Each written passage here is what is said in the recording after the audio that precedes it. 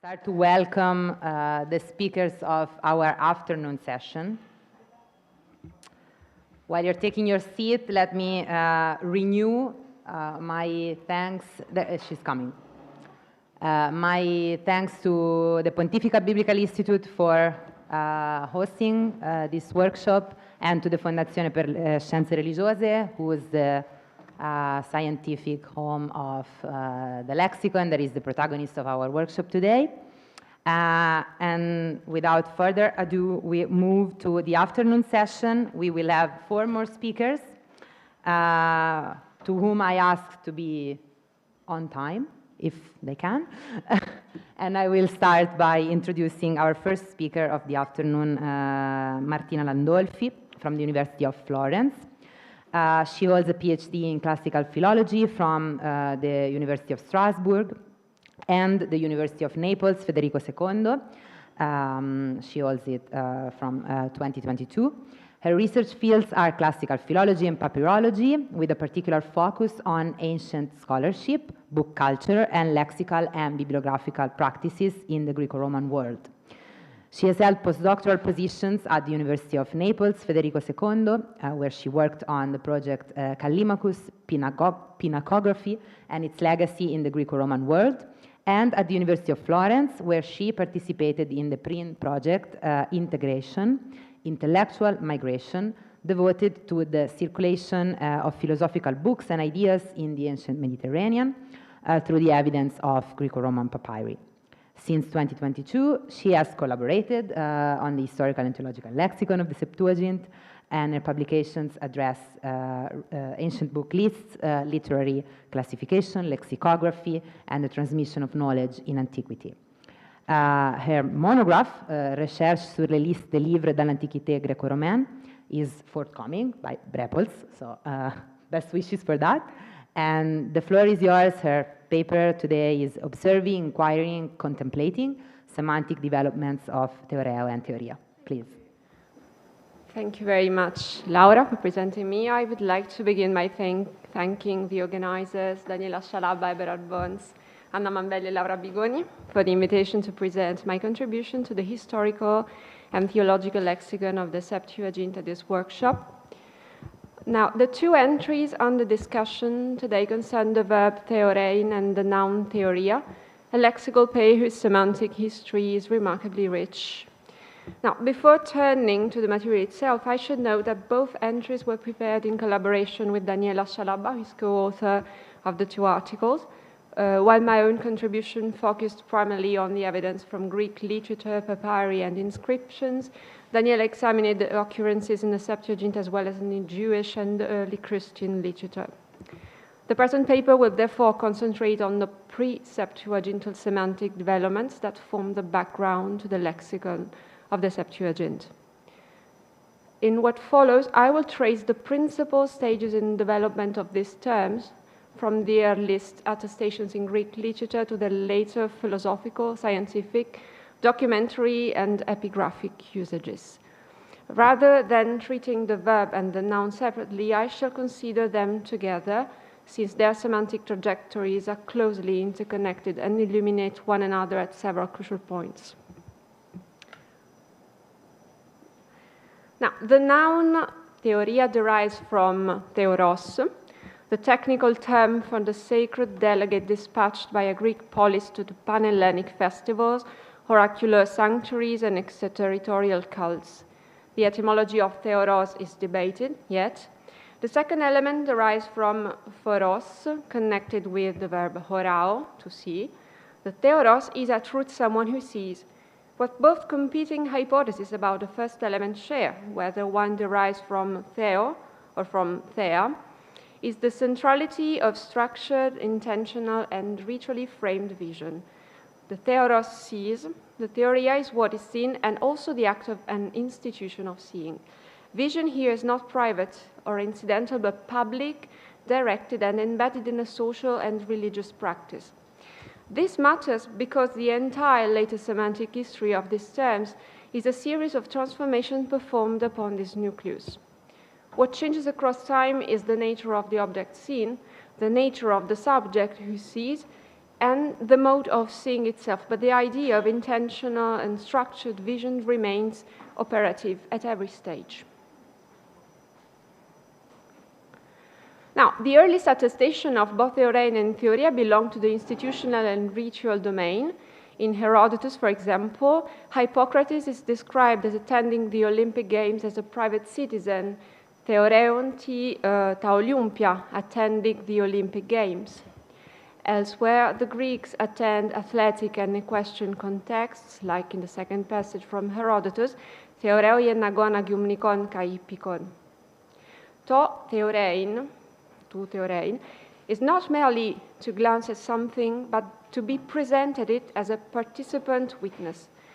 The ritual dimension is constitutive, attendance is itself a form of participation. The noun theoria designates the institution itself, the sacred embassy, as a collective civic act. Xenophon preserves the phrase heos an theoria ec delu epanelte until the sacred embassy returns from Delos, and Plato opens the Phaedo with the reference to the annual Athenian mission to Delos, the very delegation whose return had delayed the execution of Socrates in this passage from the Phaedo. Aristophanes turned theoria, for example, into a dramatic character in the piece, a mute female figure personifying festivals. Along this institutional meaning, the terms early on denote the spectacular side itself. In dramatic poetry, theoria might name a spectacle that overwhelms. Aeschylus uses the noun for a terrifying vision. Allen dacuson diuscere theorian, listen to another fearsome spectacle. In Thucydides, the two senses, the journey and spectacle, coexist in a single phrase. Pathopseos kai theorias, longing for foreign sights and spectacles. What we find in this early semantic layer is a dense cluster of meanings: ritual attendance, civic delegation, travel toward a sacred site, and spectacular vision that form a single complex organized around the idea of purposeful, structured seeing. From the 5th century onward, theorein and theoria begin to migrate from the ritual into the epistemological domain. The journey of the theoros, originally directed toward a sanctuary, becomes a model for any journey undertaken in order to observe the world. The verb preserves its constitutive association with movement, vision, and exposure to the spectacle of the external world, all central features of the Greek institution of theoria, as Nightingale, for example, has shown in a study, Spectacles of Truth. Particularly significant is the 3rd passage in Herodotus that we find, book number 4, Epei gen pollen theories, after having surveyed the great extent of the earth, where theorein designates travel understood as an epistemic practice grounded in direct observation. The connection between theoria and physical displacement remains fully operative. To observe is to travel, and to travel is to observe. Plato preserves this sense in the laws, where observation of the institutions and customs of foreign peoples is formulated as an explicitly political and educational practice. This semantic development carries within it a structural tension that the philosophical tradition will shortly push to its limits. The soul's journey toward truth will be modeled on the theoros journey toward the sanctuary, but the destination is no longer geographical, this time it is noetic.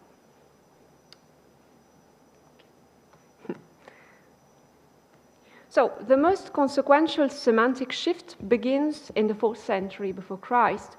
The progressive detachment of theorein from the domain of concrete spectacular vision and its relocation in the domain of rational reflection and intellectual analysis.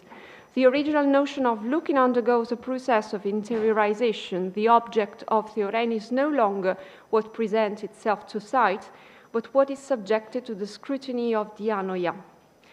This semantic development is particularly evident in Isocrates, in Antidosis, tas toiautas synetizomenos theorein kai dokimazein, accustoming oneself to examine and test such matters. The verb is coordinated with dokimazein and denotes the exercise of critical discernment. In De Pace, tauta parallela te dianoia theoresete, if you consider these matters side by side in your mind, Theorein signifies the mental comparison and evaluation of facts. The object of theorein are now arguments, moral qualities, political situation, no longer spectacles, but propositions. In Demosthenes, the verb enters the vocabulary of political analysis and public deliberation. Theoron kai skopon eurisco, by considering and examining I find. The pairing with scopein is telling. Theorein retains its visual metaphor, while its field of application has been fully interiorized. By the time of Dionysius of Halicarnassus and Aelius Aristides, the verb has become a stable item in the lexicon of literary and historical criticism, which means to evaluate, to analyze, and to judge. The noun follows a parallel path, the noun theoria. In Polybius, theoria denotes rigorous methodical examination of historical fact, opposed explicitly to accounts distorted by ignorance or partisanship. Ectes kata fusin theorias, referring to natural causes as an instrument for acquiring reliable knowledge. Now, let's see the sense of those words in Plato. The philosophical specialization of theorein in Plato represents both the culmination of the process I've been tracing and the radical transformation of it. In Plato, sensory vision, the very faculty that stood at the origin of the word family, becomes the obstacle to true knowledge. The formulation in the Phaedo is very important. Dia tu somatos uden ton alethos ton theoreitai, which means nothing that truly exists is contemplated through the body. The soul must detach itself from the sensible in order to theorein in the full sense, which means to contemplate the intelligible. This is not a denial of the visual metaphor, but its sublimation, which means that the model of vision is retained and elevated, applied now to realities inaccessible to the eyes. In the Republic, the verb approaches the sense of noein, the Greek verb noein. The contrast between the sensible and intelligible is drawn with precision. Theorein, pleon, he, to oromenon, as we read, the object of contemplation in the intelligible domain in this passage from the Republic, is no longer a sensory phenomenon, but an intelligible form. And yet, in Republic, nodan nuc oromai theorein, to contemplate with the intellect and not with the eyes, the verb comes semantically close to noein, designating forms of purely intellectual knowledge.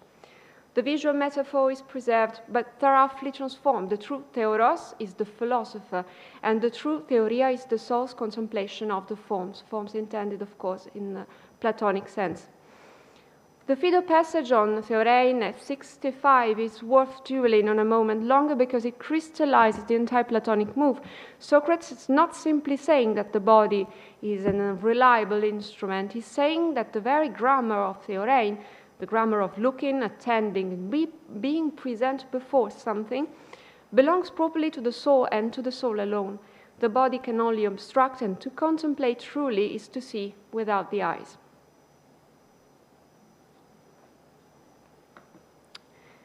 For Aristotle, theoria names the highest human activity. Now, let's have a look at the formulation in the Metaphysics. Ten theorian einai to telos, he says. Contemplation is the telos, is the end of theoretical activity, an activity whose end lies within itself and not in the production of an external result. Unlike practical activity, theoria coincides with the very activity of knowing. In the Eudemian ethics, the philosophical life is defined precisely through its relationship to theoria.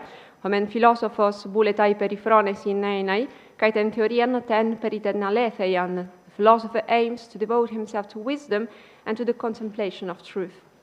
In the Nicomachean ethics, theorein constitutes the highest form of human activity. Pierradeau's reading is very interesting in a sense. He says that contemplation for Aristotle is not an intellectual luxury, but a form of living, a way of inhabiting the world at its highest intensity. And it is no accident that Aristotle reaches for the vocabulary of vision to name theorein, to name this activity. The philosopher who contemplates truth does what the theoros did at the sanctuary.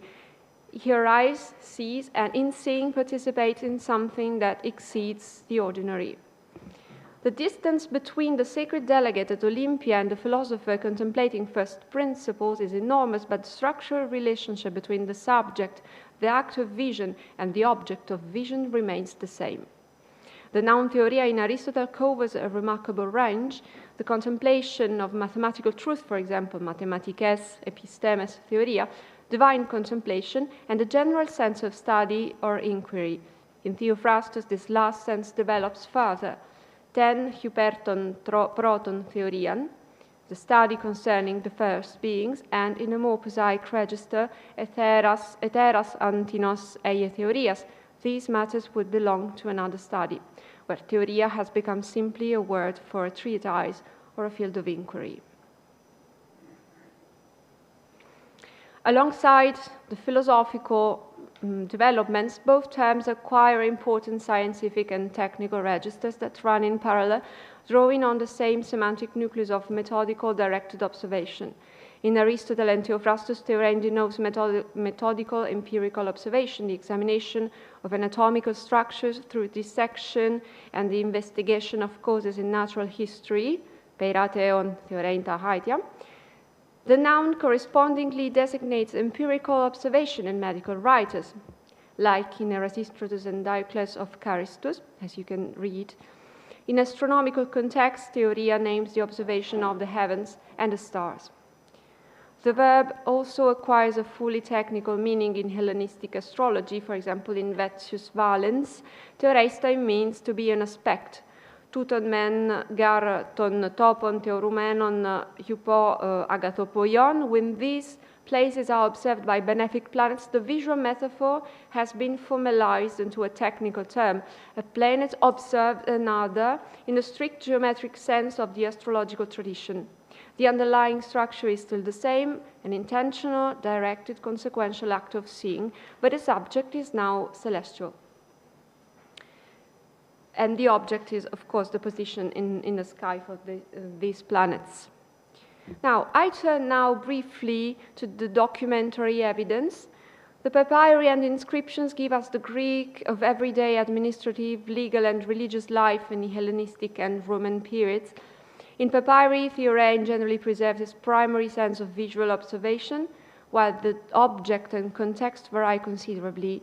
The verb can denote straightforward physical perception. In a petition to the strategos Apollonius, for example, a woman searching for a missing person reports that ute ichnos et theororun, they could see no trace at all. The same visual notion acquires an affective dimension in private correspondence. A letter from Philadelphia remarked that receiving a letter created the impression of direct presence. Dion edoxase theorein, through which I seem to see you.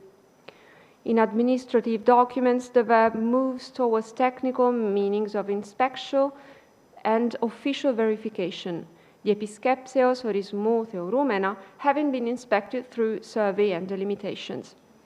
The noun theoria in papyri shows a comparable range. A Roman senator traveling through the Arsinoid Nome is described as epitheorian poiumenos, where the term refers to a journey motivated by observation and visitation.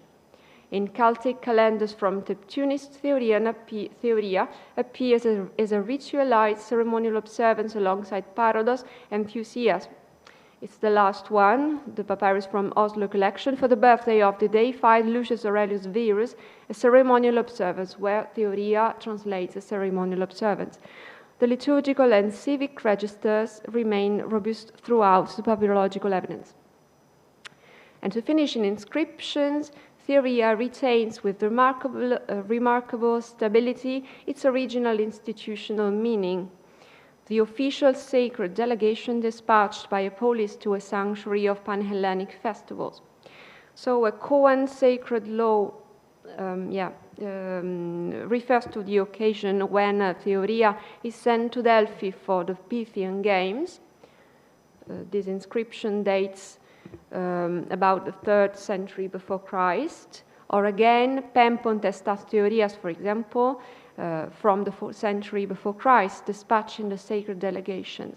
Outside philosophical and scientific discourse, the term remains firmly anchored in its original civic and religious register throughout the Hellenistic and imperial periods. I think that there was another one in my, yes, Heis men theorias kai ten ton Sebaston Eusebian denaria muria, which means 10,000 denarii for sacred delegation and pity towards the Augusti. So yet this sense of sacred delegation is conserved and observed in the inscriptions from the 4th and 3rd century before Christ. So to conclude, the trajectory traced in these two entries is in its broad outlines a history of transformation without rupture. Theorein and theoria begin in the domain of structured, ritualized, publicly witnessed vision, that of the sacred delegate arriving at the sanctuary, the community presents at the festivals. They evolve in close parallel with the intellectual history of classical Greece toward the epistemological observation as travel, as inquiry, as empirical method, as critical examination. At the philosophical summit in Plato and Aristotle, they name the highest activity of the intellect, the soul's contemplation of intelligible realities, the philosopher's life of pure knowing.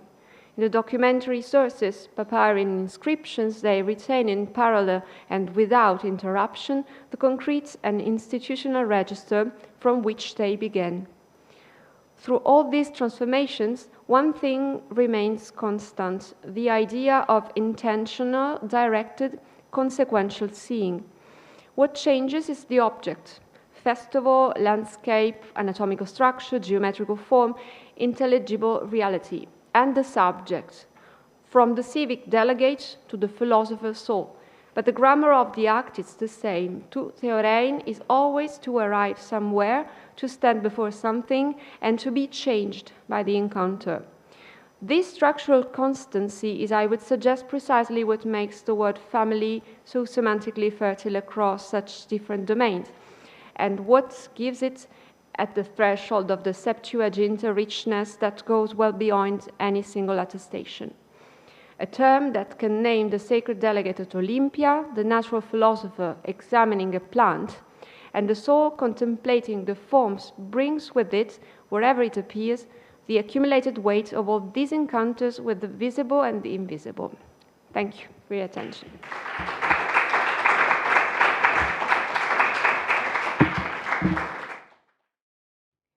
We are switching the names. Welcome Laura Carnevale from the University of Bari, Aldo Moro. She is Associate Professor of Early Christian History at the already mentioned university. She has been the principal investigator of the National FSCIRE project, Sacred Spaces and Identity Paths, until 2017, and serves as co-editor of the journal Vetra Christianorum. For the University of Bari, she was responsible for the national Italian project Resilient Septuagint, which I'm very fond of, and whose PI was Professor Davide Dainese from the University of Bologna. Her research interests include Old Testament and its Jewish and Christian reception, sacred places, sacred spaces, and sacred objects, sanctuaries and pilgrimage, women's authority in the early Christian churches. She has participated to so many conferences and seminars, has written extensively both in Italian and English on the Book of Job, the sacrifice of Isaac, sanctuaries and pilgrimage, mainly with a special focus on Michael the Archangel, rural religion, female prophecy, biblical lexicography, and much more. And today she will present God as an enemy, the enemies of God, a discussion on the lemma ectra, ectraino, ectros, and I thank her for being with us and leave her the floor. So I thank you, Laura, very much for this presentation, for your work, and for the organization here. And I thank you, obviously, Eberhard Bones, Daniela Scialabba, Anna Mambelli, and Paola Bagnaia for everything they did to make this conference possible. I'm going to start immediately. Hopefully, I won't be too long. So, the semantic field of echtros includes the noun echtra and the verb echtraino, and it carries the idea of enmity and hostility on a broad spectrum. Etymologically, the word echtros has the same root of the Latin word extra. This emphasizes the original meaning of the lemma as indicating a person coming from outside, hostile because foreigner. Echtraino, echtros, echtra express a concept of personal enmity, scantily connoted in a technical military sense. In fact, to designate the enemy in war, the ancient Greek language uses the lemma polemios, often as a substantive. As a result, it seems that in the classical Greek word, the concept of being hostile is not semantically associated with the idea of enmity in war. Echtros is simply the opposite of philos. In the Greek literature, while the lemma echtraino, meaning to hate, occurs rarely, the word echtra, meaning hatred, enemy, is used in historiography, Thucydides, Herodotus, Xenophon, in oratory, Isocrates, Demosthenes, in philosophy, Plato, and in tragedy, especially Euripides. As for the lemma echtros, it is used both as an adjective, hostile, and as a noun, enemy. In Homer and in Greek lyric, it can be found in a passive sense, hated, hateful. This is the case, for instance, of Iliad 9:312, echtros garmoi kainos homos aedau piulesi, and also of Hesiod, Theogonia 766, echtros de kai athanatoi siceoisin. And consider also Mimnermus, fragments 1 west, echtros mempaisin, atimastos de gyunaixin. In Hesiod, however, echtros also occurs in active sense, to define the personal enemy, the adversary, the one who nourishes feelings of hostility. For instance, Works and Days, 342, ton phileon tepidaita kalein, ton dechtron easai. A similar meaning occurs in Theognis, echtros belteros e philoson, and the more intense meaning of the lemma occurs in Pindar. See Pisian 284, poti dechtron at echtros eon leukoio. Being an enemy to my enemy, I will jump on him like a wolf. In the historians, particularly in Thucydides, echtros either denotes an adversary conceived primarily as one who is no longer philos, or retains a more distinctly adjectival sense, meaning hostile or unfriendly. Similar aspects emerge in the tragics, particularly Euripides. In the papyri, dating back to the 3rd, 1st centuries BCE, both the lemmata echtros and echtra are to be found with the plain meaning of enemy and enmity. The inscriptions, echtros, echtra, in inscriptions, echtros, echtra, echtraino are used 145 times in 125 texts. Generally, the reference is to enemies, who are here intended as enemies in war, thus absorbing the meaning of polemios. Moreover, echtros is often in opposition to philos. This meaning is applied both in pagan and in Christian inscriptions. In other inscriptions, echtra is put in parallel with charis, in the expression mete charitos seneca met echtras, neither for the sake of grace nor for the sake of enmity. In many inscriptions, mainly for Crete, we find the concept auton philon kai echtron nechein, to have the same friend and the same enemy, to imply an alliance.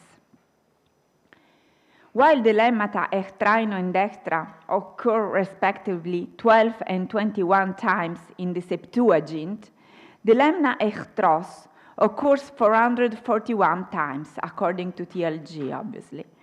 This is in sharp contrast to the fact that the lemma polemios appears rarely, mainly in the deuterocanonical books and in pseudepigrapha. Inversely, both the noun polemos, which translates milchama, war, and the verb polemein, which translates laham, recur more frequently. As a result, the technical meaning of enemy of war, appropriate to polemios, in the Septuagint is also de facto absorbed by ektros. The most common Hebrew equivalent of echtra is eva. Consistently, in most occurrences, the Hebrew equivalent of ektros is oyev. Both eva and oyev are the verbal forms from ayav, meaning to be hostile, to hate. There are, however, some occurrences where the Hebrew equivalent is different. Nearly 30 times ektros translates the noun tsar, enemy oppressor.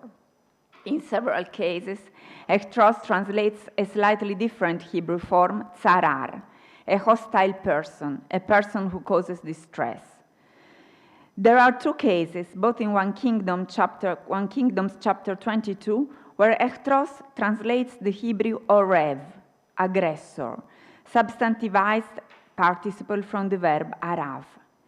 In some cases, ektros translates the Hebrew tzaneh, hater. In the Psalm, it translates many other different Hebrew words, apart from oyev and tsar. The verb echtraino is used quite rarely in the Septuagint. We can mention two passages in Numbers, 2 in Deuteronomy, 5 in 1 Maccabees, 2 in Psalms, and one quite interesting in Sirach 28:6. Mnestetita eskata kai pausa echtraino. It is interesting because it connects the eschata with the cessation of the hostility. The word echtra occurs 21 times, mostly in the book of Maccabees and in sapiential books. As for the lemma echtros, it is much more widespread. As mentioned, it occurs 441 times. In the Septuagint, the enemies are labeled as such, either because they are external to the covenant, which means nearly always pagans, or because they express feelings of personal enmity against someone in their everyday life. They can also be capable of hatred towards God, often because of sin. The Septuagint use of the lemma echtros generally refers to human agents, and it can be analyzed taking into account several different cases. It can be referred to human enemies of humans, handled by them, to human enemies of God, handled by Him, to human enemies of Israel, handled by God. There are some occurrences of the lemma where enemies receive help or elicit positive emotions. Another instance, however rare, implies the consideration of an enemy who is a divine agent and who can be God Himself. In most of the cases, the general meaning attributed to echtros is related to a war context, imbued with a certain amount of violence. In fact, a very typical expression puts the term echtros in relationship with the idea of either having the enemy in the hand or being in the hands of the enemy. Thus, it is quite clear that the word echtros in the Septuagint use encompasses the idea of polemios, which is itself, in fact, as already said, very rare. When the term is referred to humans who act as echtroi towards other humans, echtroi are simple individuals or groups of people. They can either celebrate a victory or suffer a defeat. The Hebrew equivalent, especially in these circumstances, is nearly constantly oyev, which does not refer primarily to a mental state or disposition such as hate, but to physical, hostile, and thus violent activity. In the sapiential book, a distinctive image is that of the enemy laughing upon the person or the people he defeated.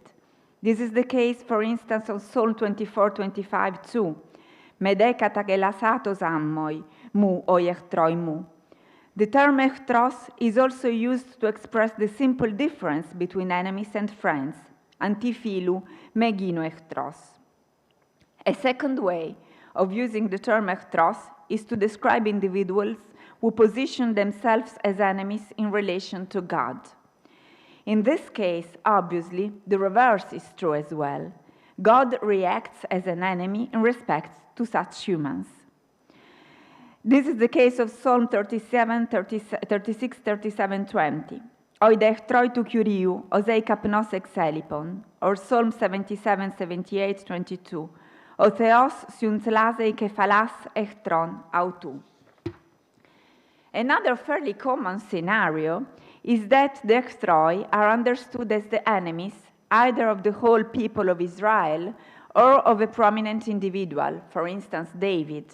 Yet it is God, rather than a human agent, who acts against them or on their behalf, whether by defending or by attacking. In Exodus 23:22, on condition that the chosen people hears his voice and does what he commands, God will be an enemy to their enemies.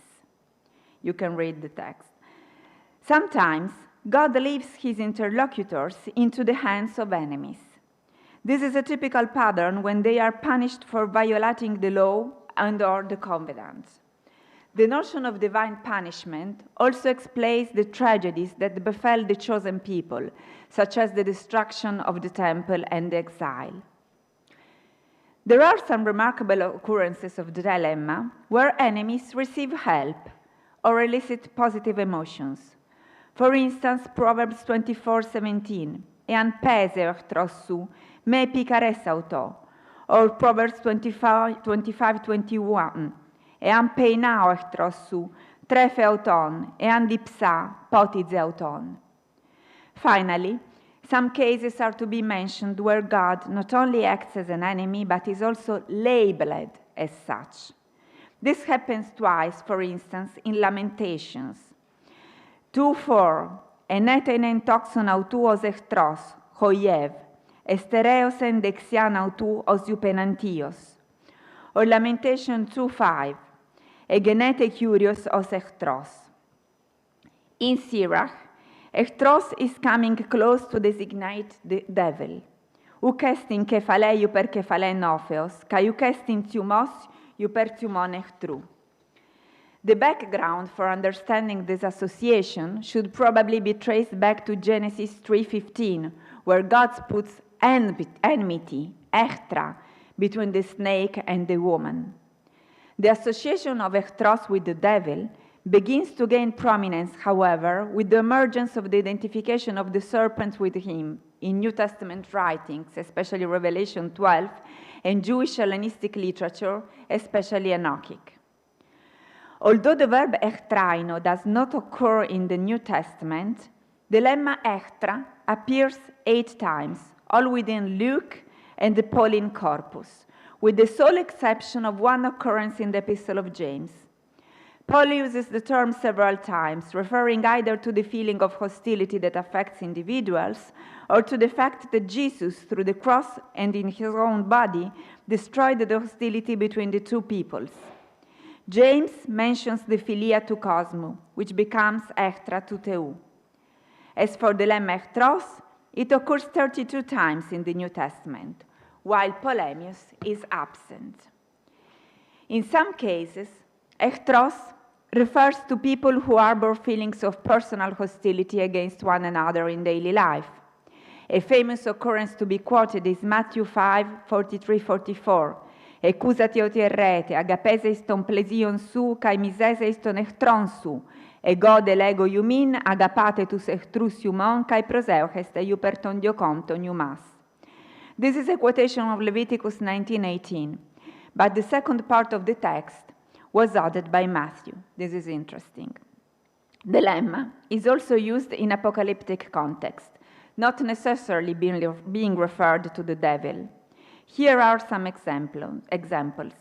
In 1 Corinthians, Paul mentions the enemies, death itself among them, that are to be placed under Christ's feet. Jesus came to separate families, and the enemies of a man will be those of his own household. In the book of Revelation, God's martyrs will face enemies. However, there are various cases in the New Testament where echthros defines the devil to cur. For instance, Matthew 13:25-39. Elsen autuo echthros, kai epesperen zizania, anameson tusitu kai apelsen. Od echthros osperas auta, est auta estino diabolos. In Luke 10:19, echthros refers to the devil too. Idud edo ca iuminten exusiam tu patene panopheon ca scorpion ca epipasanton diunamin tu ectru, ca iudenium as ume adicese.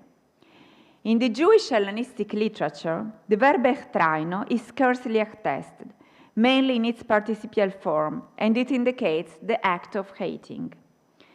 As for the word echtros, in the Jewish Hellenistic Apocrypha, it commonly defines the devil as the enemy of both God and man.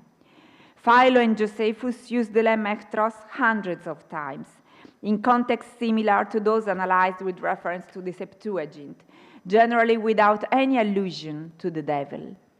The lemma is mostly used in a philosophical sense by Philo, to emphasize what is hostile, enemy of something or someone, while in Josephus is either associated with the motive of enemies being in the hand of the subject of the sentence, or contrasted with the lemma philos.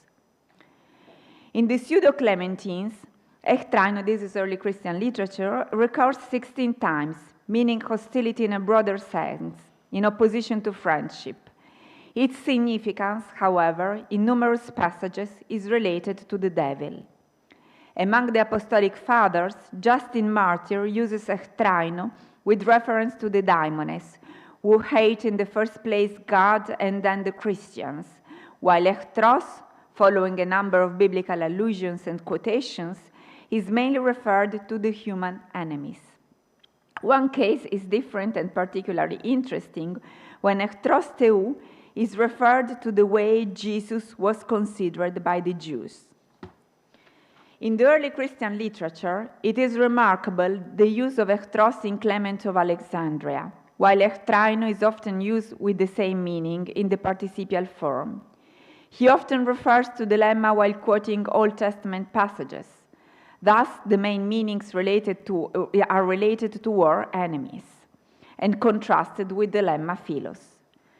The use of the word in Clement is also strongly related to the teachings of Jesus about the necessity of loving enemies.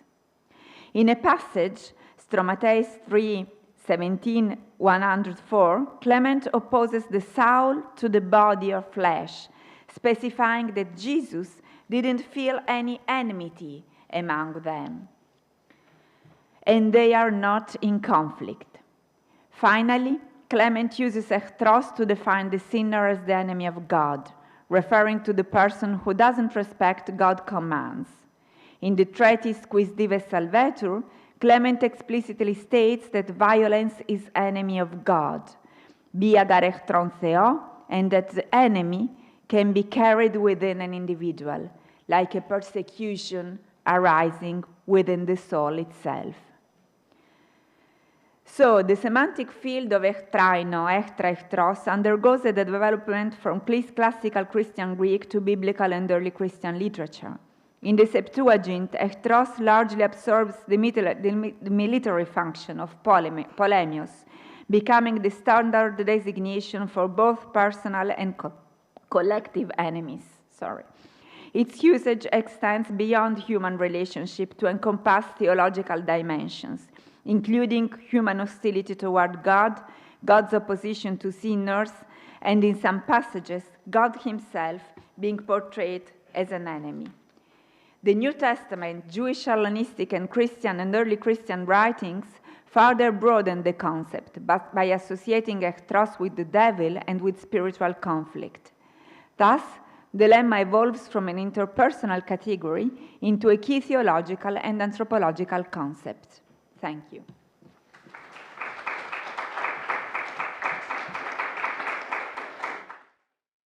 And we move to the very last speakers of today, the last two sessions.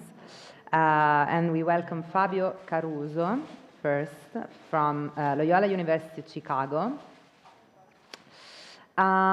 He is a theology doctoral candidate in New Testament and early Christianity at Loyola University of Chicago. He holds a PhD already in ancient history from the University of Florence and a master's degree in classics from the University of Bari, with a focus in Roman history. In 2018, he also completed a master's degree in jazz music at the Conservatory of Bari. That's very odd and interesting, focusing on the intersections between history, literature, and jazz. His research interests include ancient Roman and early Christian history and their modern reception, women and education in late antiquity and early Christianity, more on that tomorrow, and late antique and early Christian, well, I can hear myself back, okay, and late antique and early Christian again, epigraphy. I'm the only one that hears the echo, okay. He's also engaged in comparative studies of religious cultures in the Greek-Roman world and ancient Christianity. I think I'm not the only one, but okay. Today, he will present us the word icon between classical world and early Christianity. Thank you for being with us.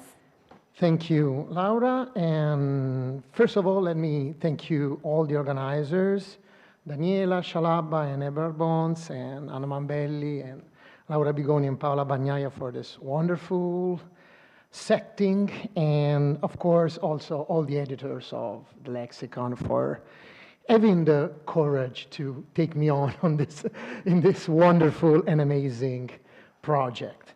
So let's start.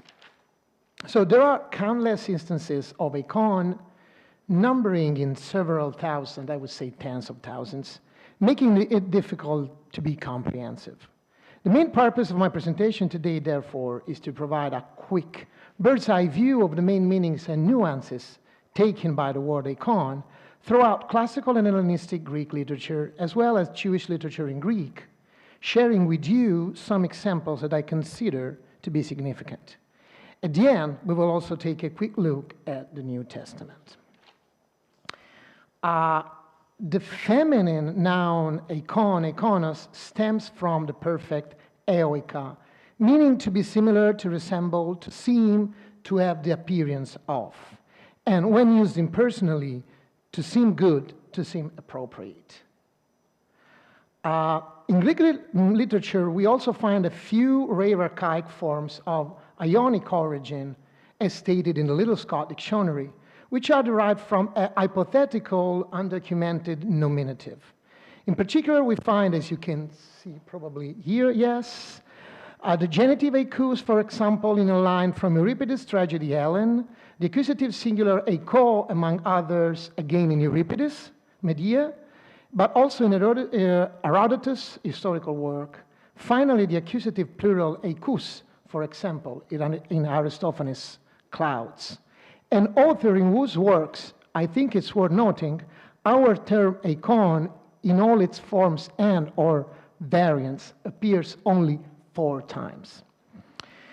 To be mentioned that the verb eikazo also belongs to the same semantic family, meaning to represent by means of an image, to depict, to copy, to resemble, to liken, or to compare. Let's move to Greek literature. Although it's not entirely methodologically sound to use what is not there, namely to refer to what is missing, especially in a linguistic study of this kind, in this case, I would like to mention a rather noisy silence, which in my opinion would deserve further exploration. Apparently, according to the TLG, there are no occurrences of icon in Homer's and Hesiod's works, virtually the whole archaic epic poetry.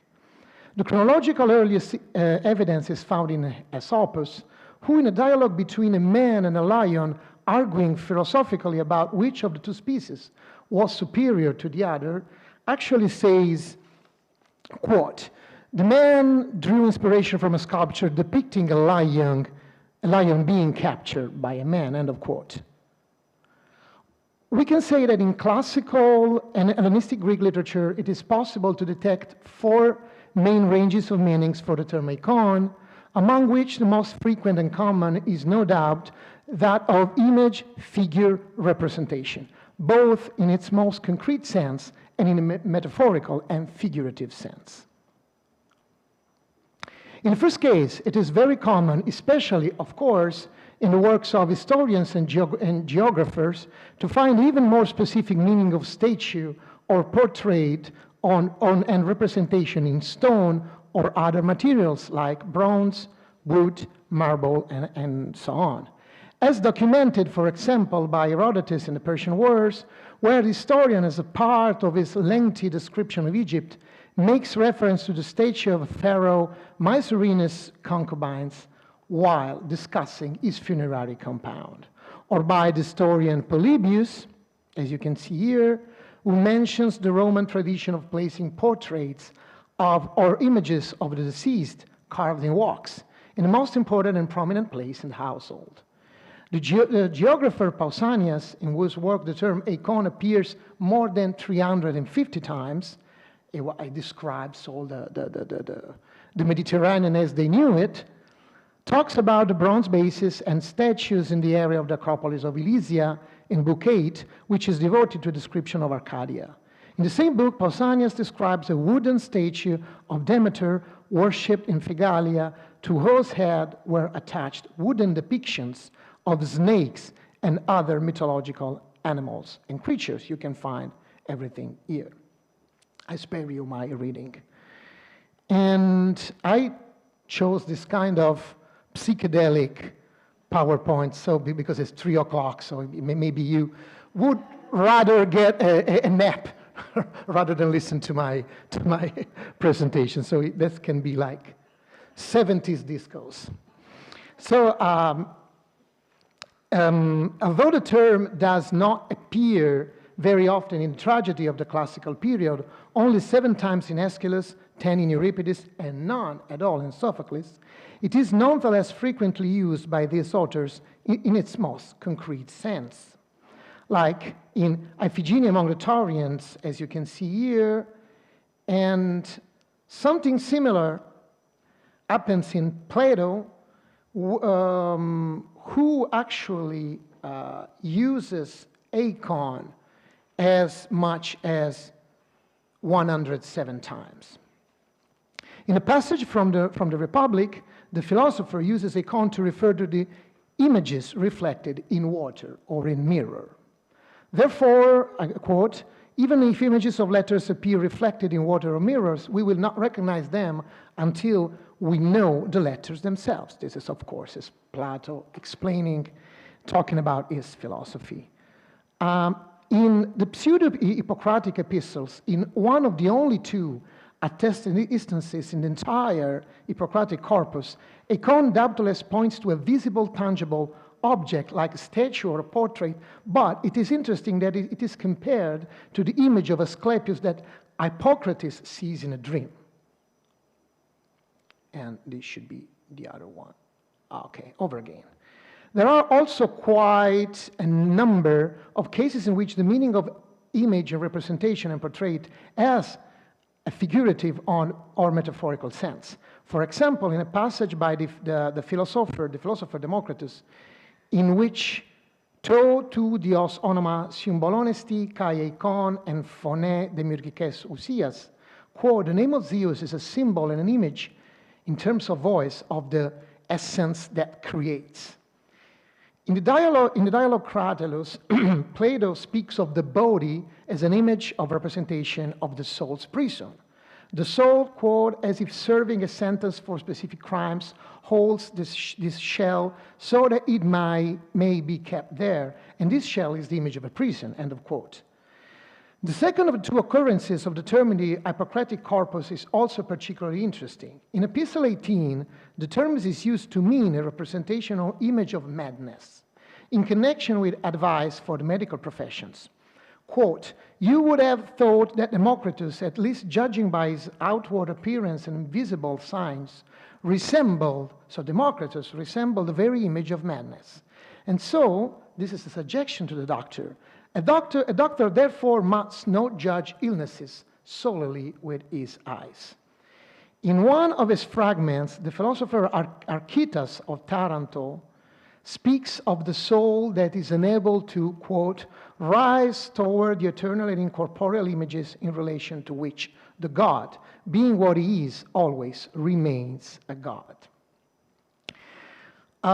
At the turn of the 1st century BCE and the 1st century CE, in his monumental work of universal history, Bibliotheca Historica, which by the way, contains just 30 instances of icon, the historian Diodorus Siculus links the term to the idea of immortality.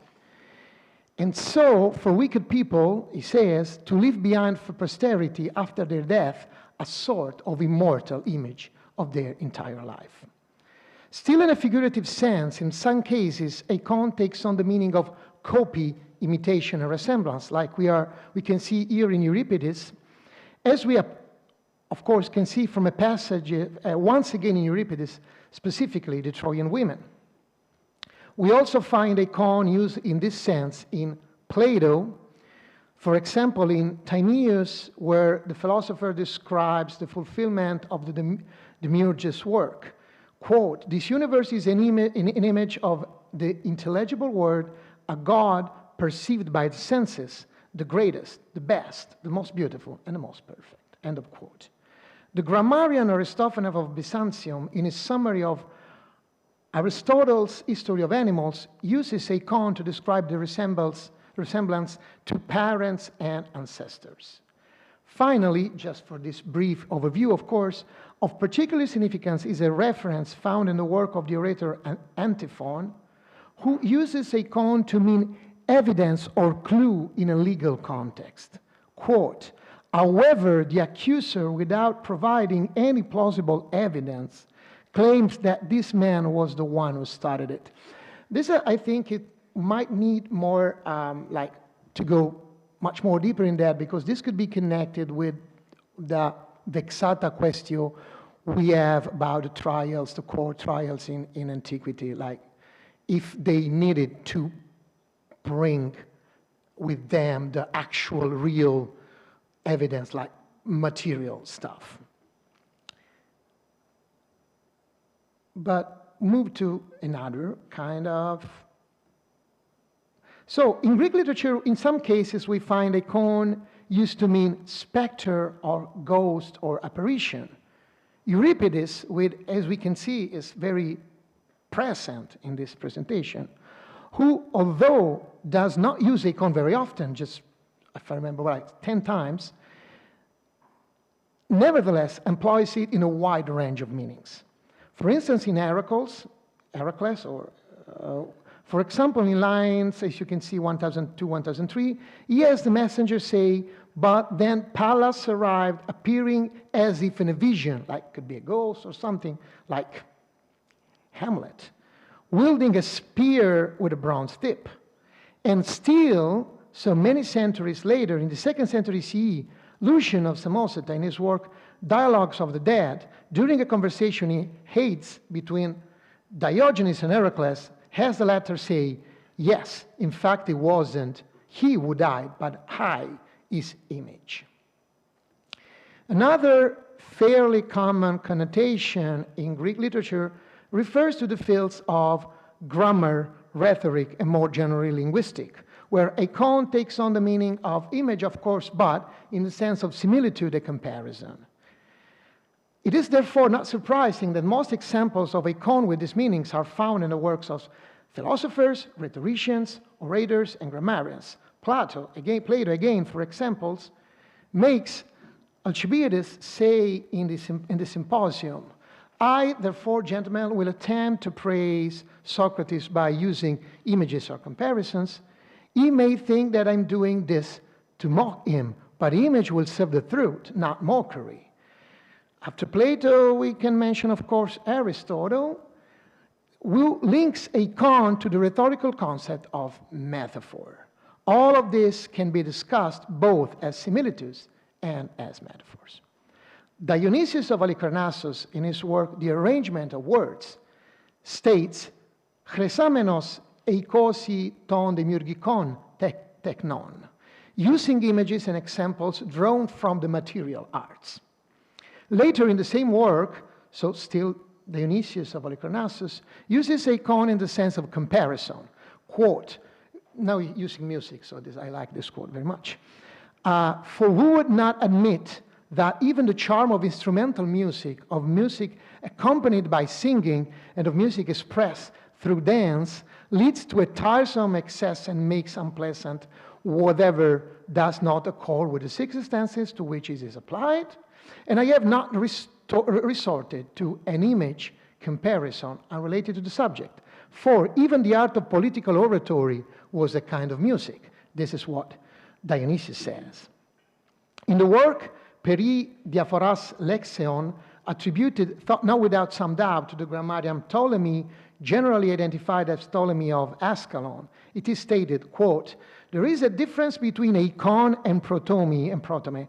The former usually refers to a human depiction, while the latter refers to a head or depiction of a lion. Again, lions and humans like Aesopus.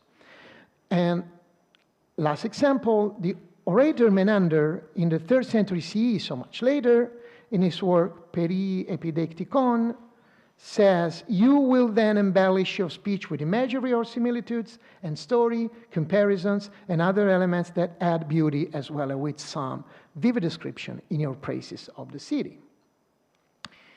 The last not very common meaning is eikon as example or ideal model. And we have not many examples of this, but just Iamblichus in the Protecticos argues, is talking about Pythagoras, is mentioning Pythagoras, and Pythagoras use the swallow as a symbol of negligence and the waste of time. Let's move, if you allow me, to Jewish literature in Greek. And as far as the use of eikon is concerned, Jewish literature in Greek shows, in my opinion, no significant changes and or differences. And the most frequent meanings associated with it are the primary ones of image, figure, representation, and effigy, both in their most concrete sense and in the metaphorical and figurative one. For instance, 1 Enoch 99, we find you who carve images of silver and gold, or wood, stone, and clay. So we have almost all the range of material that can be used for carving. Then again in 1 Enoch, in chapter 104, we find eikon being used, meaning images, probably in the sense of idols. Quote, do not become weak in your hearts, or lie, or give praise to your idols. Idols is my translation.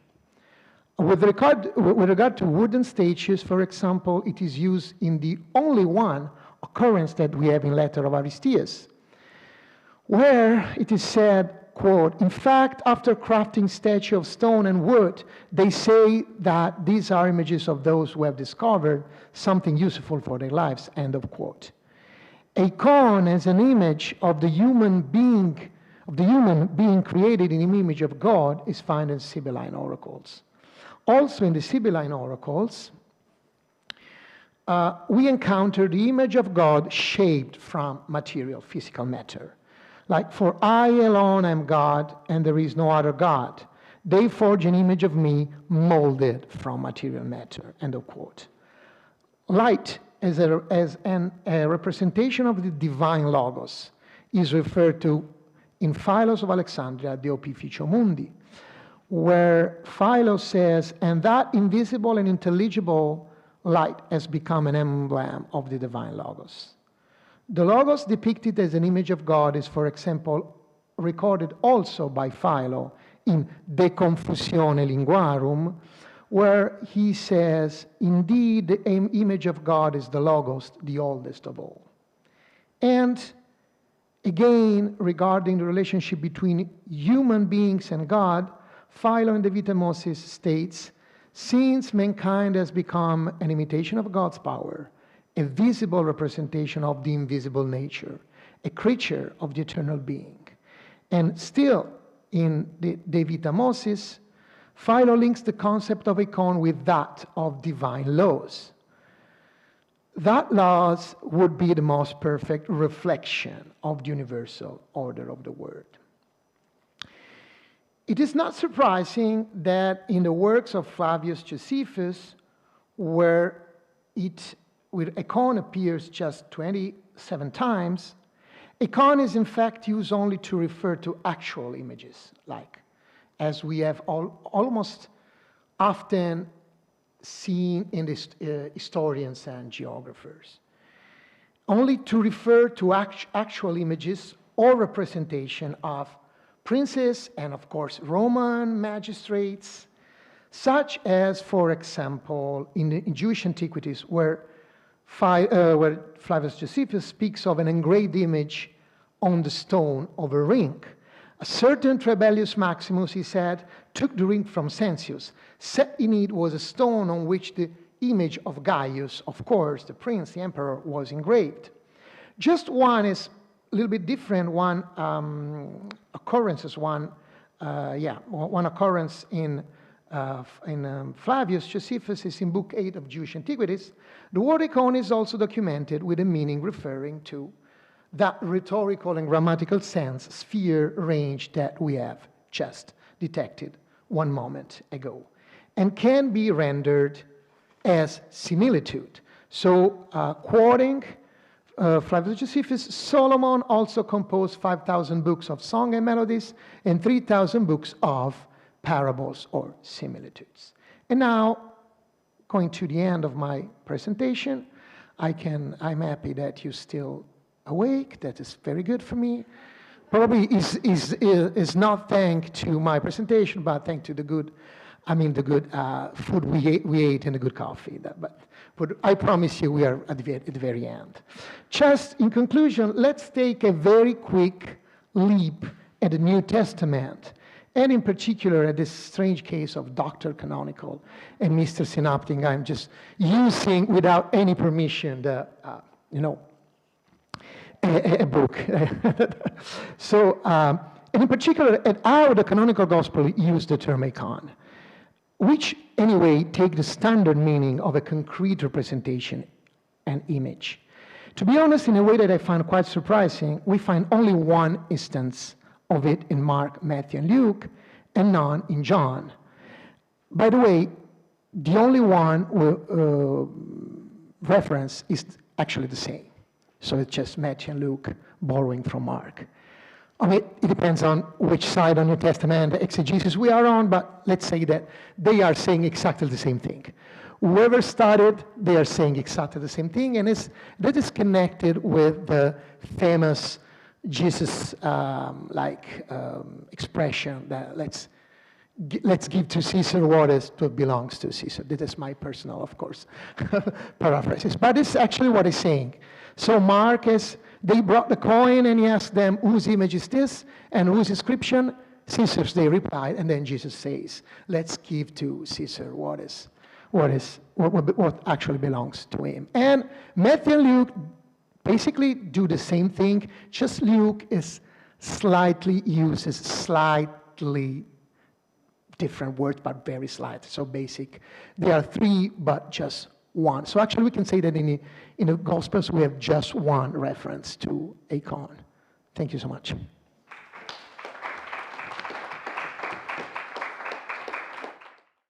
Thank you, Fabio Caruso, and we move to the last paper of today.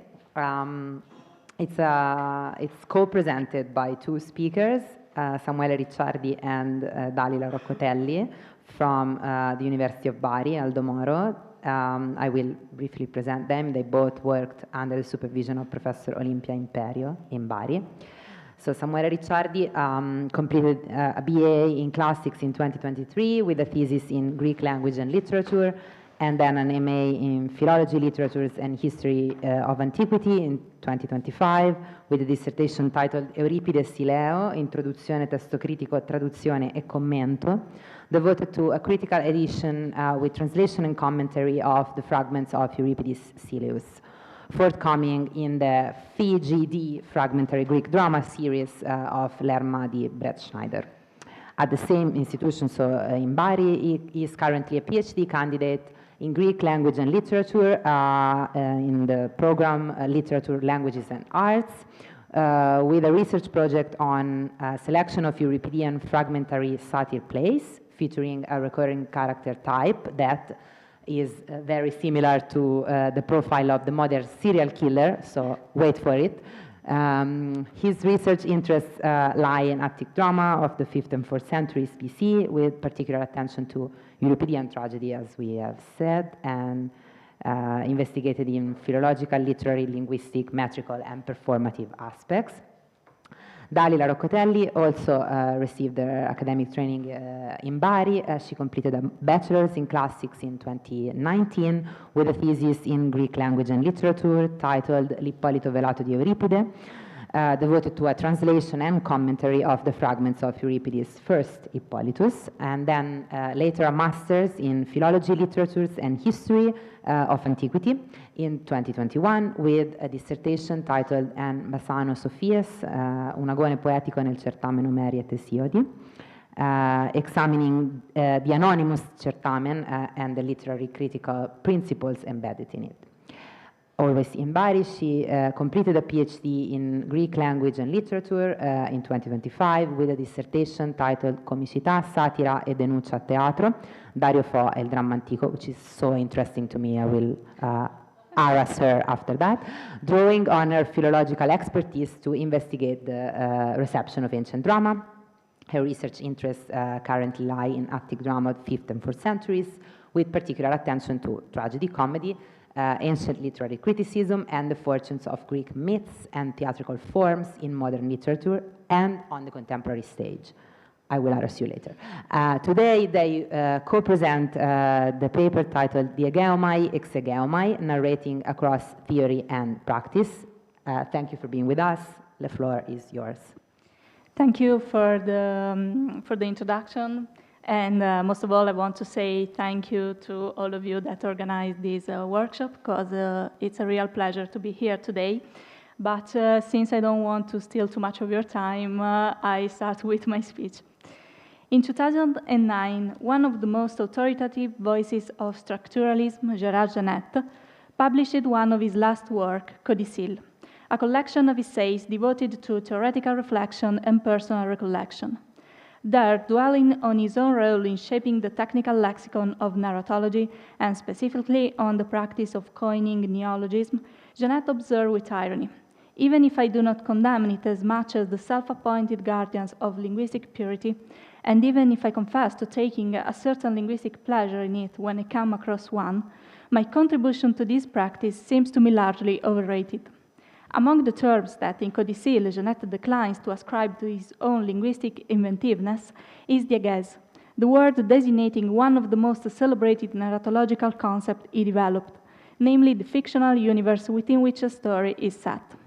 Diegèse, which barely Frenchifies the Greek diegesis, is borrowed, Genette noticed, from film theorists, together with its adjective, diegetique, and its derivative, metadiegetique.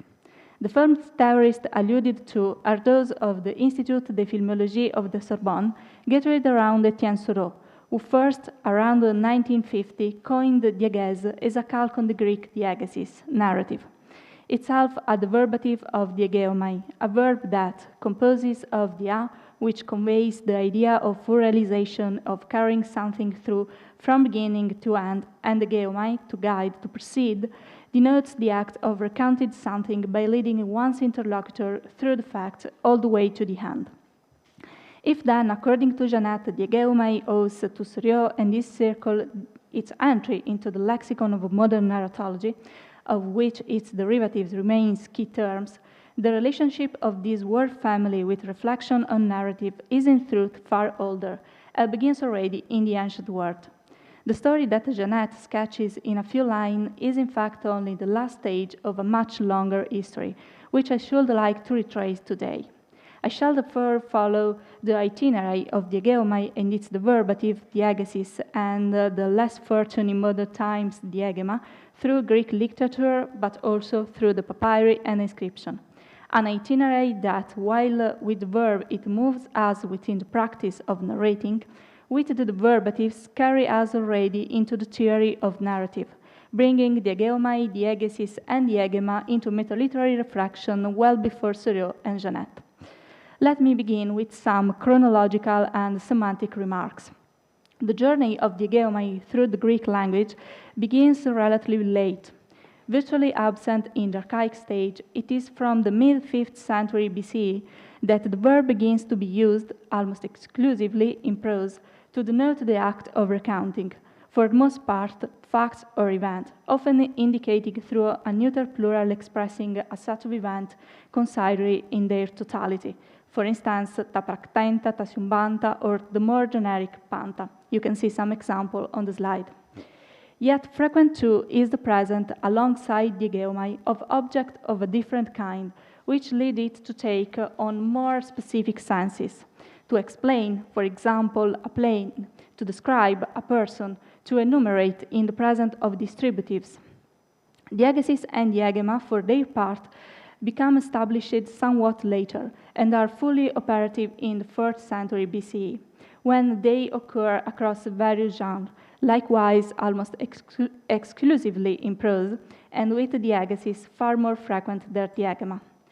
Both designate narrative irrespective of its content, of event, a value from which, beginning with Polybius, the sense of historical narratives derives by extension, of deeds, including those of mythographic character, of places, of doctrinal contents, whence the sense of exposition attested in philosophical, medical, and astrological texts.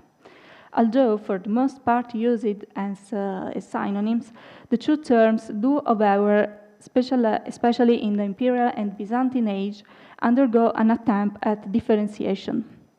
A first aspect is connotative. Unlike diegesis, diegema can take on a negative nuance and designate stories of little account, idle or unreliable, so in Plutarch and above all in Polybius. There is then a distinction based on criteria of extent and completeness, recurring in the attempts of grammarian and lexicographer to delimit the field of the two terms. Ammonius, as you can read on the slide, for example, assigns to diegesis as to poiesis completeness in extent, and to diegema as to poiema brevity. It is now worth observing the domain in which the word family spread, beginning with the verb. When between the end of the 5th and the 1st century BCE, diegeomai begins to spread steadily, it does so with particular frequency in 3 genres: historiography, philosophy, and oratory. The first I should like to follow is historiography, into which the verb enters thanks to Xenophon. Before him, in fact, diegeomai was foreign to it. Absent in Herodotus, it appears only once in Thucydides, who uses it at chapter 54 of book 6, with the sense to set for. Xenophon, by contrast, not only makes extensive use of the verb in his own historiographical production, but employs it above all at key juncture of his work to introduce or announces or the narration of an event. An emblematic case is in the Cyropedia, where diegeomai occupies a position of particular predominance. After setting out the reason that led him to recount the deeds of Cyrus the Elder, Xenophon closes the first chapter of the book 1 by announcing his own narrative enterprise precisely with diegeomai. All that we have learned about him, or believe we have discerned, we shall attempt to recount, perasometa diegesastai. This programmatic use by which the historian announces his own narrative, introduced by Xenophon, will not end with him, but will persist in the lexicon of later historiography, where it proves especially significant in authors such as Polybius and, above all, Dionysius of Halicarnassus. And it is again Xenophon who introduces us to the second genre in which diegeomai establishes itself, the philosophical, where alongside him, Plato plays a prominent role in the verb diffusion. Both make wide use of it as an invitation to expound or to treat a subject, and above all in the works in which the figure of Socrates appears, on whose lips the verb is often placed. I confine myself to citing, among the many possible examples, two representative cases from Euthydemus and Economicus you can see in the slide. A closer observation of Plato's production, however, allows us a further reflection. Plato, in fact, does not avail himself of diegeomai alone. The derivative diegesis too occupies a position of prominence in his work, And it is precisely in his use of the verb and of its derivative that one can discern that distinction between practice and theory announced at the outset. For if, as I have tried to show, Plato resorts to the geomai, or more often, as Socrates uttered it in his own narratives, he avails himself instead of diegesis in reflection on narrative. The derivative figures indeed in what is perhaps the most celebrated of his reflection of a metaliterary kind. I refer to the discussion contained in Book 3 of the Republic of the genre of narrative, of diegesis precisely, which Plato distinguished into simple narrative, applied diegesis, narrative through imitation, diamimesios, and a mixed form between the two preceding. There is simple narrative, Plato explained, when the poet recounts in his own person, reporting event through indirect discourse. There is instead mimetic narrative when the poet lends his own voice to a character, assimilating his own manner of expression, his lexis, to that of the latter. And finally, there is the mixed form when narrated parts and part entrusted to the characters alternate. This most celebrated reflection marks a decisive turn. With it, diegesis ceases to designate the mere act of recounted and becomes a theoretical category, an instrument with which the models of narrative are conceived and classified. It is the first great rival of the derivative at theory, but not the only one. Alongside philosophy, oratory too makes diegesis a term of its own reflection, and it does so in a peculiar way, because here too, as already in Plato, the two plans coexist, and indeed with even greater clarity. The theoretical use of diegesis, a codified part of discourse, is accompanied by the practical use of diegeomai, with which orators recount the fact of the case. Let us begin with the latter. In the oratory of the 1st century, the verb occurs frequently and in a determinate position, the transition from proem to the statement of facts, where it appears in formulas such as the one employed by Socrates in the 4th paragraph of the Aegineticus, and teuten arxomai diegeistai. In transition of this kind, the attestation cluster into two types of topical expression, mirror images of the one another. On one hand, the programmatic formula by which the orator promises exhaustiveness, declaring his intent to narrate everything from the beginning. On the other, the formulas of limitation by which the orator, promising brevity, declares himself unable to provide a detailed account for lack of time. You can see some example on the slide. Alongside this practical use of the verb, oratory also knows, however, the theoretical use of the noun. It is so diegesis, in fact, that whoever teaches the art of discourse entrusts reflection on its narrative part. And this association of the noun with reflection on narrative go back to the earliest theorization of the art of discourse. From Plato's Phaedrus, we learn of the existence, already between the 5th and 1st century, of Handbook of Rhetoric written on the art of discourse, in which diegesis figures among the essential elements prescribed for the composition of a discourse, elements that for Plato are indeed necessary and preliminary, but not sufficient. To Diogenes Laertius, on the other hand, we owe the attribution of a genuine theorization of diegesis to the sophistic milieu, and in particular to Protagoras, to whom is traced back the first attempt to classify discourse into 4 types of utterance, or, according to a different and unspecified tradition, into 7, this latter comprising diegesis as well, as you can see even in this case on the slide.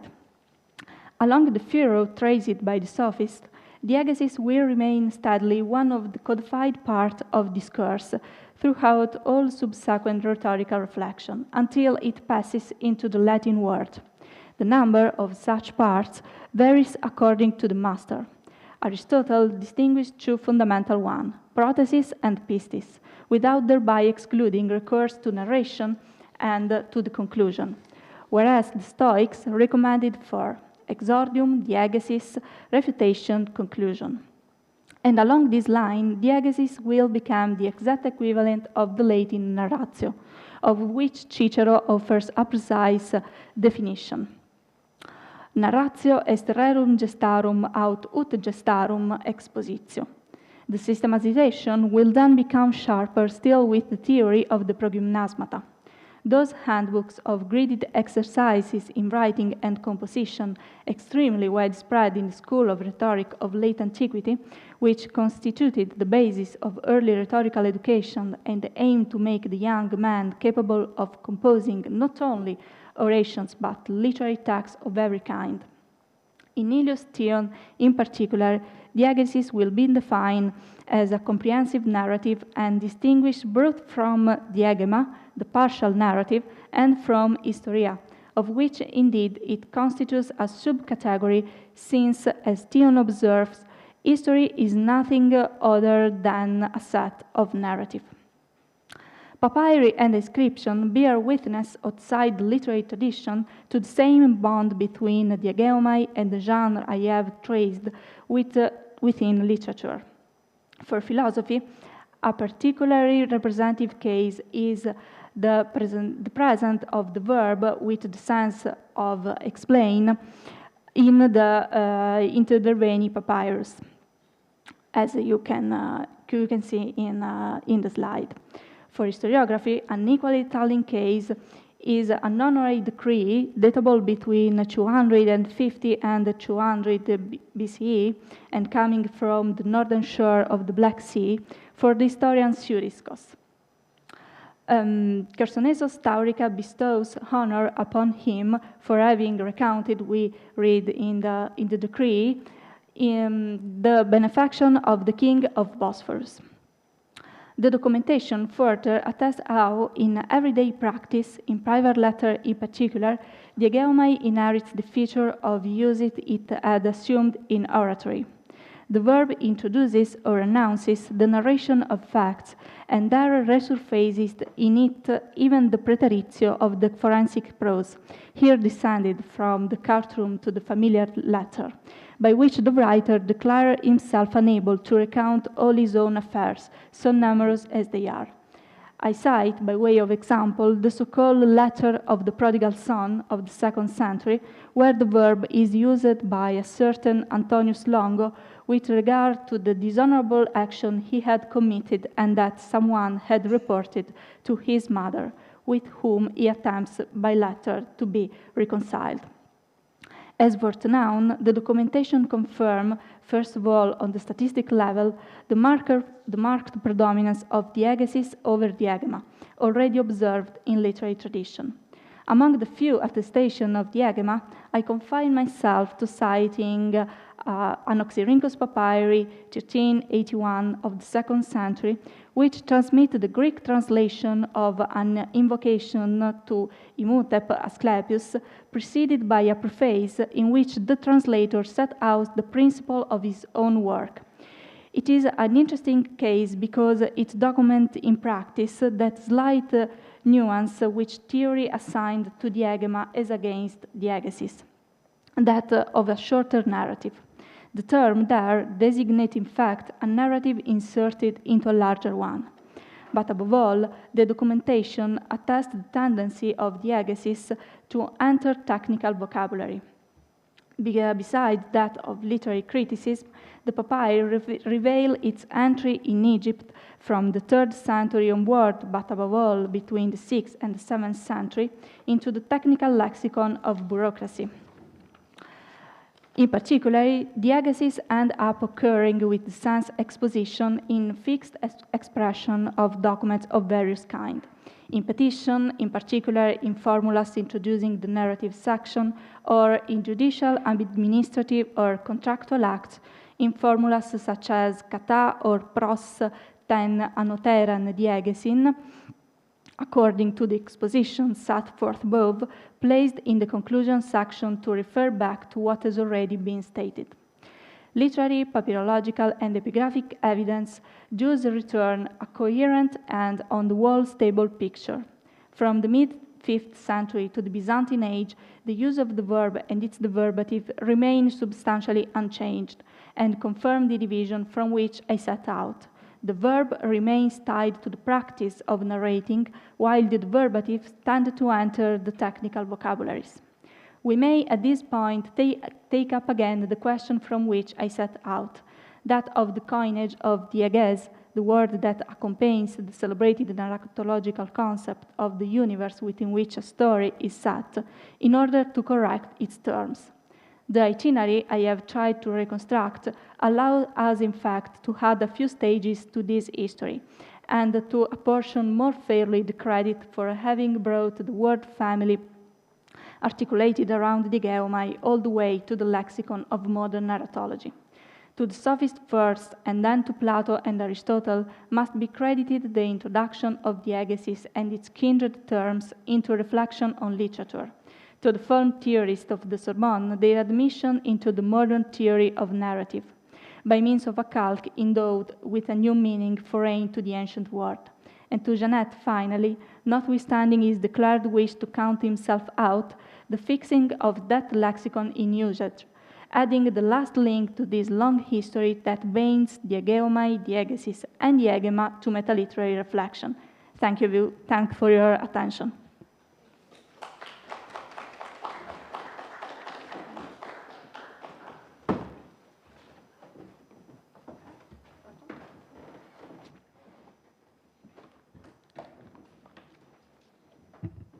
Good evening. Thank you for the presentation, and I would like to thank all the organizers for this fantastic opportunity. In my contribution, I will concentrate on the practice of narrating, focusing in particular on the Jewish Hellenistic literature with the verbs exegeomai and diegeomai. So let's begin. The verbs diegeomai and exegeomai both belong to the semantic field of narration and may, at times, function as near synonyms. However, when each verb is used in its more specific sense, a distinction emerges between the two verbs, depending on the type of narrative introduced. More specifically, exegeomai typically introduce an account that aims to make events fully intelligible, so a narrative that functions as an explanation, an interpretation, a demonstration, or a precise description. Originally, the verb had a distinctly political military meaning to guide, to command, to prescribe, and this is closely related to the not compound form egeomai. And this is probably its earliest sense, since it first appears in the second book of Homer's Iliad, when in Iris advised to Hector to gather the Trojan contingents by ethnic groups that aim each be led by its own chief, ton exegestos mesamenos polietas, after mustering the citizen, let them be led. However, from the 5th century before Christian era onwards, the verb most commonly means to expound, explain facts, laws, concepts, words, prodigies, oracle, and similar subject. A meaning preserved as well in modern derivatives of this lexical family. Because of this semantic development, exegeomai comes to be employed in certain specific prose genres marked by a strong narrative explanatory mood. First of all, historiography. Historiography makes an extensive use of this verb, both in its older political military sense, which fits well with ancient historiography, largely concerned with political and military events, and but also in its explanatory meaning, beginning already with Herodotus. And this meaning becomes increasingly prominent, and its use grows alongside the development of historiography itself and of historical narrative, continuing through Thucydides, Xenophon, Polybius, until Josephus, as we shall see, and beyond. Secondly, the verb becomes established in philosophical literature with attestation beginning with Plato. And the third major area of application is what we may call scholarly literature, devoted to the explanation of phenomena, concepts, or terminology. Here the verbs is particularly frequent. Okay. The verbs, he is particularly frequent in technical treatises. Galen is probably the author who employs most often exegeomai, and indeed the same may be said of diegeomai. And in commentaries, in particular in philosophical commentaries, and in lexica and scholia. In this third category of works, the verbs is very frequently used for introducing quotation context, when another appeals to another authority to provide an explanation of a given point, often signaling the cited author by the participle exegumenos. This meaning is hereditated likewise by the verbal noun exegesis, narrative, account, but at least from Plato onwards, also explanation, interpretation, commentary, or description, and by the agent noun exegetes, the interpreter or the expositor, but the term may also denote a guide, so those reflecting its original political military sense. When we turn to Jewish literature in Greek, we encounter a further field of application for exegeomai, the interpretation of sacred contents. This development is not without precedent, because in Greek literature, exegeomai can already refer to the interpretation of oracles and prodigies, and moreover, exegetes can designate a specific religious office attested both by literary sources, for example, the comedies Eupolis or the Orator Aeseus and Plato, and by a number of inscriptions, especially, though not exclusively, from Attica and Delphi, an office that the grammarian Apocration explains as o exegumenos taiera. Turning to Jewish Hellenistic literature, the verb already occurs in Aristobulus, where it refers to the correct interpretation of God descends upon Mount Sinai, but the author who provides the largest evidence of this verb of the usage of this verb is Josephus. Whereas Philo of Alexandria uses the verb only twice, in the third book of Legum Allegoriarum Libri, where it is referred to Laban, who is about to explain what prudence is, followed by a quotation from Genesis 31:27, and in the Hypothetica, when Philo mentions the costume of assembling, of gathering, while the priest or one of the elders reads the law and interprets it. As I mentioned, the author who provides the richest evidence of the usage of this verb is Josephus, consistent with the broad use of this verb in his historical works. He used the verbs both in its older political military sense, for instance, in a passage from the third book of the Jewish Antiquity, the Jewish War, referring to Titus leading the conclusion of the siege of Jaffa, but also in his more familiar sense of to expound, explain, especially in connection with interpretation of the law.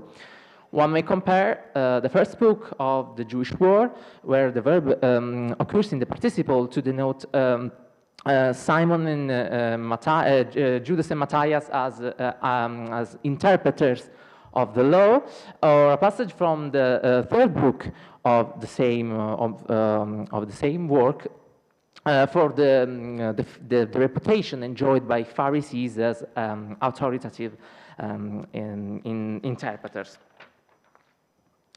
Elsewhere, exegeomai is used with reference to the interpretation of dreams. A particularly instructive example is offered by a passage from the 17th book of the Jewish Antiquity, where Simon, a member of the Sin sect, interpret Archelaus' dreams as a sign of the end of his rule, a passage on which I will return at the end of my presentation, because the application of exegeomai to dream interpretation offers a particularly instructive opportunity to appreciate the distinction between exegeomai and diegeomai. But let me now briefly rest on the usage of diegeomai in Jewish Hellenistic literature, where the verb is very well attested in the works of Josephus and Philo and Josephus, as well as in Old Testament pseudepigrapha. Josephus, Philo use the verb very frequent with association of dream or narration. Most often with to'onar or its plural as its direct object. It is therefore no surprise that the highest occurrences of highest concentration of occurrences is found in the Somnis and in the Josepho. It introduced the account of the dream seen by Jacob in Genesis 31:11, in a passage from the first book of On Dream of the Somnis, and appears in the participle to denote Jacob recounting his dream in two different places of the second book of the same work. Likewise, it is found several times in On Dreams. For example, in section 6, where it is referred to, when it introduced Joseph narrating a dream to his father and brothers, the one in Genesis 37:7. Otherwise, the verb is employed to narrate events and facts, while in 3 instances it appears in preteritions. As we have already said, talking about the usage of this verb in the speeches of the oratory genera, it happens 3 times. I will remember just the one in the embassy to Gaius, where Philo states that there is no need at that point to relate how hungry Tiberius was with Pilate. Josephus employs the verb 3 times to introduce accounts of other historians, so in quotation context. Otherwise, consistent with the historiographical usage of the verb, Josephus employed it in programmatic section, announcing the topic to be treated. One may compare the first book of the Jewish Antiquities, where he declares that he will narrate the revolt of Korah after first explaining its cause, or the 18th book of the Jewish Antiquity, where he says that he will recount the misfortunes suffered by the Jews of Mesopotamia, especially those living in Babylon. In the remaining occurrences, the verb is used in reference to characters narrating facts, information, conversation, or dreams to others. As I said, dreams offer a particularly illuminating context for distinguish between the geomai and exegeomai. And let me now briefly explain dreams narrated by Josephus, 2 dreams narrated by Josephus, one experienced by Herod Archelaus, the other by his wife Glaphyra. I start with the Archelaus' dream, which Josephus narrated both in the 17th book of the Jewish Antiquity and in the 2nd book of the Jewish Word, but I will rest just on this passage from the Jewish Antiquity. You can see the text in the translation provided by Marcus Sewickrin for the Classical Library. Thereupon, a certain Simon, who belonged to the Sin sect, asked for a guarantee of safety, and said that the vision portended a change in the situation of Archelaus, and one that was not for the better. For the oxen signify suffering, since this animal is subject to painful labor, and they also signify a change in its situation, since the earth, when ploughed by their labor, cannot remain in the same state as before. The ears of grain, of which there were 10, denote the same number of years. since there is an harvest in the course of each year, and this meant that the term of Archelaus' rule had come to an end.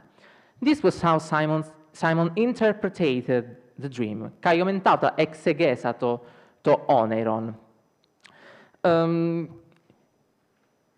Here, what we have here is not another account of the dream, which Josephus has narrated previously. Rather than an explanation, a narration of the dream, what we have here is an interpretation. Each element of the dream is explained in terms of what it signifies. A little later, Josephus introduces another dream, this time experienced by his wife, by Archelaus' wife Glaphyra, who dreams her first husband, Alexander, who was Archelaus' stepbrother. The translation is always by Marcus Siebeck. And while she was the wife of Archelaus, she had the following dream. She seemed to see Alexander standing before her, and in her joy she embraced him warmly. But he approached her and said, Glaphyra, you certainly confirm the saying that women are not to be trusted. For though you were betrothed and married to me as a virgin, and children were born to us, let yourself forget my love in your desire to marry again. But not content, even with this outrage, you had the temerity to take still a third bridegroom to your bed, and in an indecent and shameless manner, you again become a member of my family by entering into marriage with Archelaus, your own brother-in-law and my own brother. However, I will not forget my affection for you, but will free you of all reproach by making you my own as you were before. A few days after she had related these things to her women friends, she died. Tauta diegesamene prostas siuneteis tongunekon metoliga semera steleuta tombion. Here, the dream receives no explanation, probably because, unlike Archelaus' visions, it does not depend upon a symbolic code requiring interpretation. Josephus simply narrates the dream, and then he transfers the role of the narrator to Glaphyra herself, who recounted to her companion. That the dream is actually prophetic is left for the continuation of the narrative to reveal a few days after she died. In conclusion, despite the semantic overlap and the shared association with the actual narration, the Egeomai and Exegeomai each preserve a distinct profile. At the same time, however, they share a feature that is particularly significant for the purpose of our investigation. Throughout a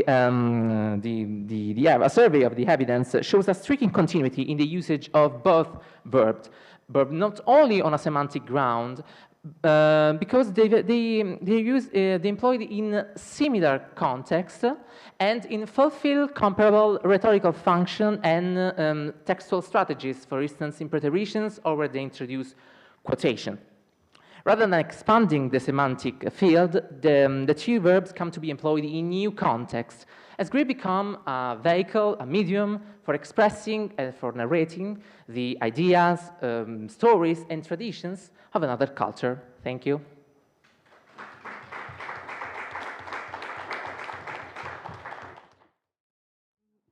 Yes, I just move to the thanks. So thank you, everybody, for having prepared so much for this moment. Thank you, because for us it's very important to go further and to submit the manuscript as soon as possible. And thank you also for people that have come to just to listen, to participate, to share ideas. And I want to thank once again my institution, the Pontifical Biblical Institute, for having welcomed this moment in this place, and also Fondazione per le Scienze Religiose that is our partner in this in the realization of this moment, and also you know that project is affiliated to the Fondazione per le Scienze Religiose. And I want to thank also Paola Bagnaia for very efficient work, help.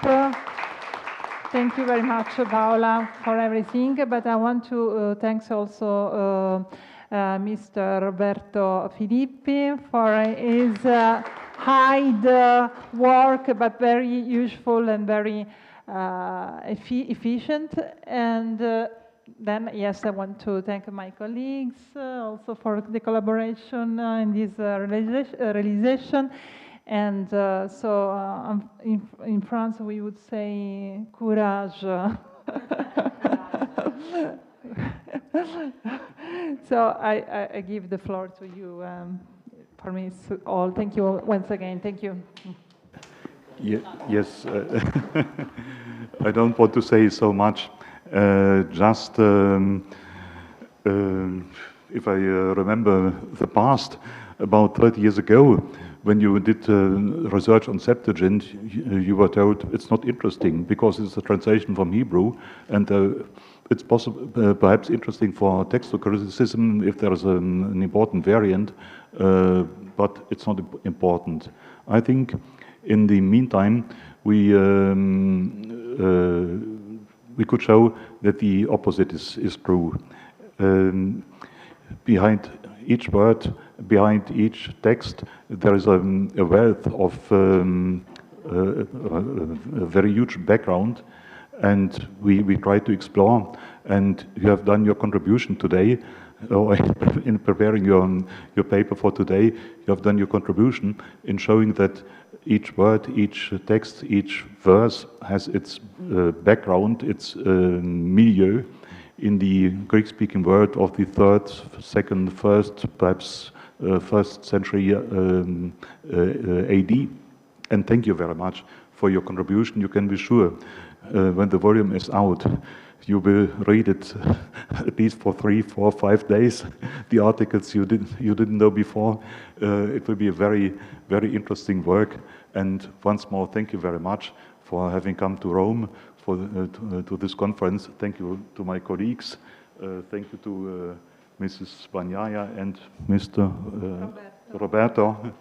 And thanks to the Biblicon for having funded and hosted this conference, and the Fondazione as well. And thank you, Ralph, for preparing the pre-inversion. So thank you very much for your hard work. Yeah. And the very real deadline for submission of the last entries is in early September. So if you have to finish your entries, okay, this is the real deadline. Okay, in September, please finish the entries. Okay, so because Ralph and we need time to prepare the pre-inversion, and we have to submit all the entries to the publishing house by the end of this year for publication in 2027. So perhaps to explain this process, each article is reviewed by at least 2, 3, 4 persons, and they cannot read an article in 2 hours if the article is about 40 pages. Yeah, yeah. And I don't know if you could all see the expression. picture. Yes, just one word. I want to thank also people that had prepared the lunch for us, and so also the people from the Portineria. So Daniela, Andrei, and the cooker Raffaele, and the cooker Salvatore. Okay, just to be complete in this Thanksgiving. So. Thank you very much. So see you, of course. We keep in touch, of course.